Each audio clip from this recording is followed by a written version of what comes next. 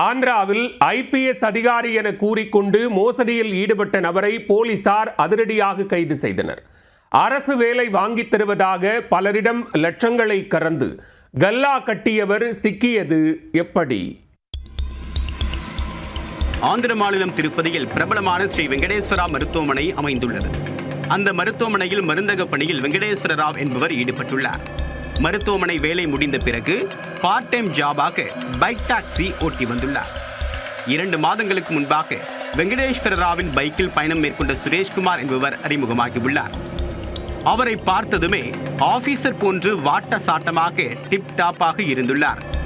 உடனே அவரிடம், சார், நீங்க எங்க வேலை செய்கிறீர்கள் என்று வெங்கடேஸ்வரா கேட்டுள்ளார்.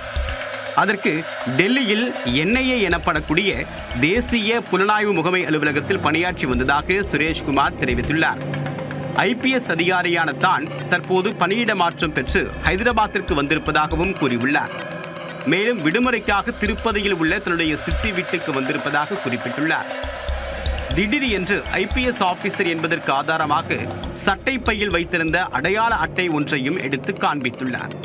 தொடர்ந்து பேச்சு கொடுத்த சுரேஷ்குமாரிடம் தன்னுடைய படிப்பிற்கு ஏற்ப அரசு வேலை ஏதும் கிடைக்குமா சார் என்று வெங்கடேஸ்வரா அப்பாவியாக கேட்டுள்ளார்.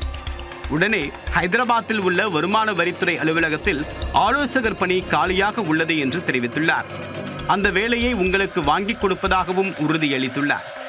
அதை கேட்டதும் வெங்கடேஸ்வராவுக்கு அப்பாயின்மெண்ட் ஆர்டர் காப்பியே கிடைத்ததாக நினைத்து குதூகலித்துள்ளார்.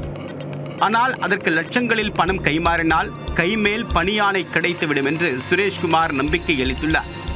இதையடுத்து கொஞ்சம் கொஞ்சமாக சேர்த்து வைத்திருந்த 1.5 லட்சம் ரூபாயை வெங்கடேஸ்வரா கொடுத்துள்ளார்.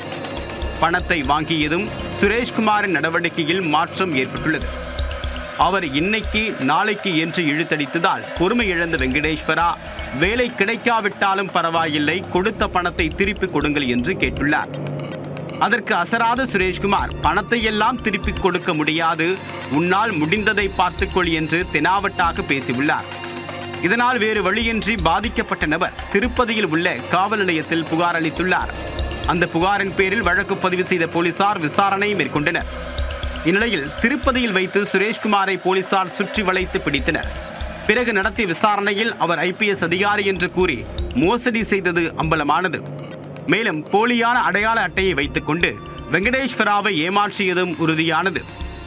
இவர் இதே போன்று அரசு வேலை வாங்கித் தருவதாக கூறி பலரிடம் லட்சக்கணக்கில் மோசடி செய்திருப்பதும் கண்டுபிடிக்கப்பட்டுள்ளது. தொடர்ந்து அவரை கைது செய்த போலீசார் நீதிமன்றத்தில் ஆஜர்படுத்தி சிறையில் அடைத்தனர். IPS அதிகாரி என்று கூறிக்கொண்டு அரசு வேலை ஆசையில் இருக்கக்கூடிய அப்பாவி இளைஞர்களை குறிவைத்து லட்சக்கணக்கில் சுருட்டிய மோசடி மன்னன் கைது செய்யப்பட்ட சம்பவம் திருப்பதியில் பரபரப்பை ஏற்படுத்தியது.